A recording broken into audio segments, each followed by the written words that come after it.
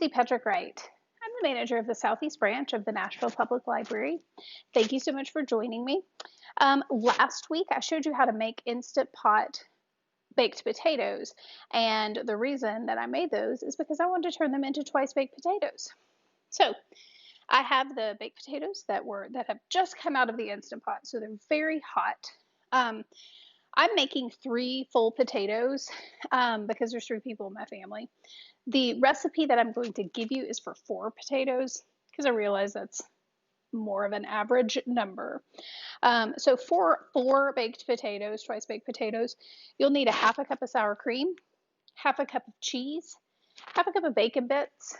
And for bacon bits, you can just use already made bacon bits. You can make your own bacon.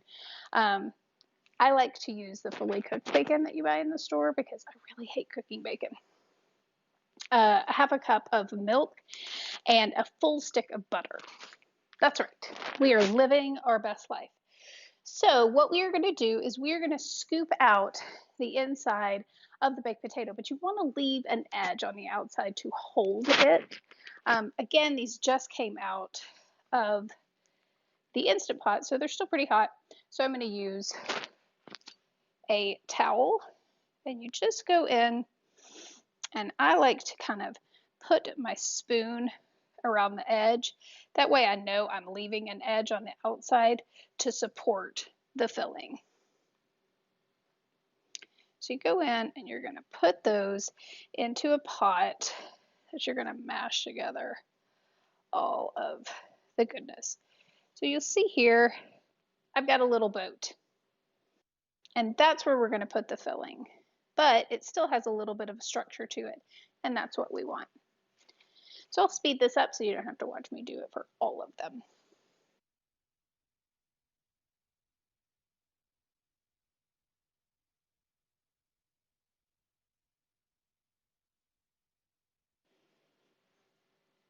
All right, so I've got the insides all scooped out. So now, and you want to do this when the potatoes are still pretty hot. So I'm going to start with the butter because that still has a little bit of melting to do. It is room temperature butter, so it's really soft. But before I cool it off with the cheese and the sour cream, I am going to give this a mash. Now, we all know that potatoes can get gluey. So you really don't want to over mix this. You really just want to get all of these goodies incorporated.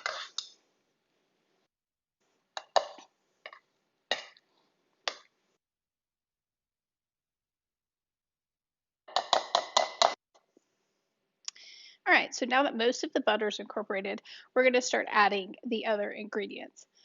Now, right now, it looks kind of soupy, but remember, we're going to add this cheese, which is going to thicken it up. We're going to add the bacon, which is going to absorb some of that as well. I always save the milk for last because if it's super soupy, I don't need the milk. All right, so let's start with the cheese. We are going to want to leave a little bit of the cheese for toppings. So remember that. And now let's put in our sour cream. Sour cream and the cheese give it that nice bite. So we've already got the potatoes pretty mashed. I'm going to try just stirring the stuff in because, again, I don't want my potatoes to get gluey. And then if I think it needs a little bit more mashing, I'll do that at the end.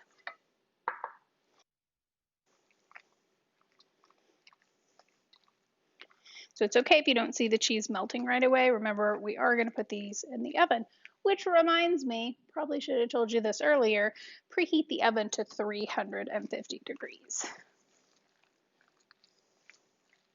Oh, that looks and already smells so good. I don't know that we are going to need much of our milk at all, but I'm going to give this another stir. And I can still feel some pretty big clumps in this, so I probably am going to mash it just a little bit more. I don't know what it is about twice baked potatoes that's just so comforting. I mean, maybe it's just carbs, you know. I know my family has been eating a lot of carbs during this pandemic.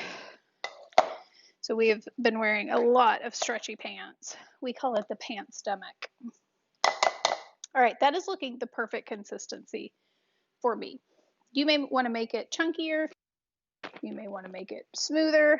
That's up to you, but you can still see some pretty big chunks in there, but we're stopping it right before it gets gluey.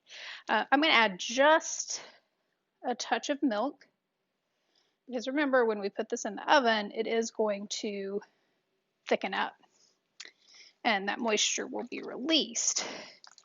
So we're essentially cooking our potatoes again. So we want to make sure that they don't dry out. And that is why we have this a pretty liquidy mixture. All right, so I'm going to go get the sheet pan. Then we're going to move on to the assembly part and a little trick that I have. All right, so I have a sheet pan covered in foil. That's just for easy cleanup. I talked last week about the fact that when you bake potatoes in the Instant Pot, you don't get that crispy skin that many of us love in a baked potato. Well, since we're doing twice baked potatoes, we're about to put them back in the oven. So you can crisp that skin up a little bit. So I've turned before I fill them, I've turned my skins upside down, just like that. I'm going to give them a spray. Nice generous spray with olive oil. And then I'm going to sprinkle salt on them. So that will kind of mimic that they were cooked in the oven, but yet, as I talked about last week, we saved 30 minutes. Now I'm going to flip them over and start to fill them.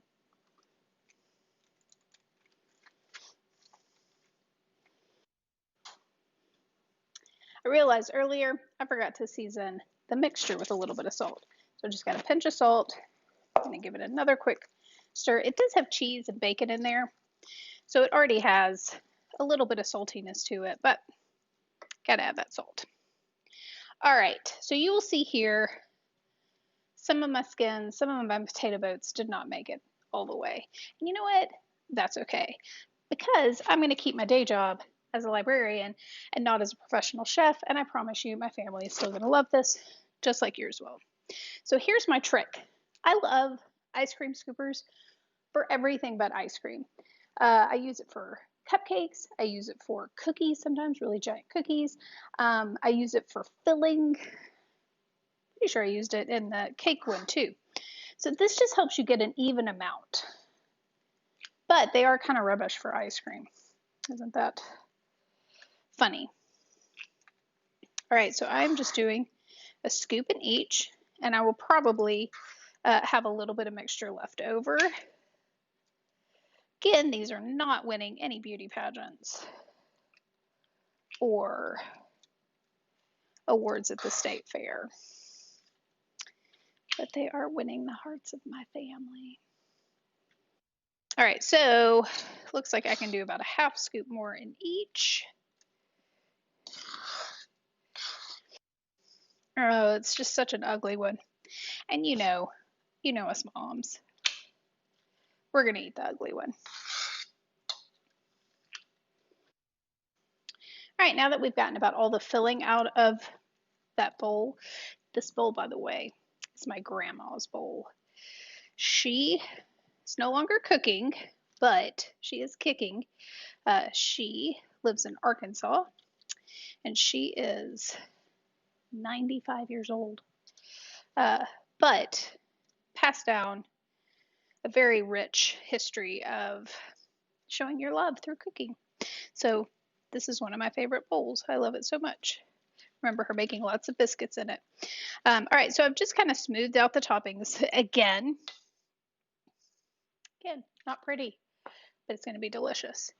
So we're going to top each with more cheese.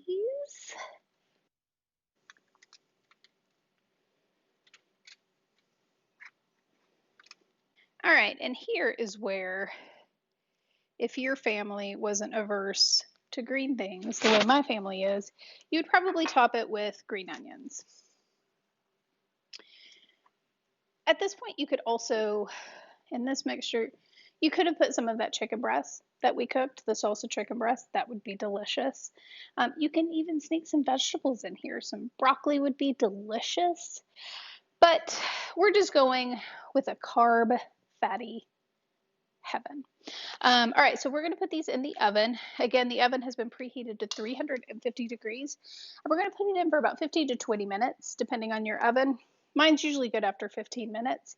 But you just want the cheese to be melted on top, and you just want the edges to look a little crispy. Look at those. I know you know what I'm going to say. They aren't beautiful. They're not going to win any awards. Said it a bunch. I'm going to take one of these ugly ones to try. Oh, they're all gooey and smushy. All right. Let's dig in. Oh, it's going to be so hot. Look at that cheese, melty cheese.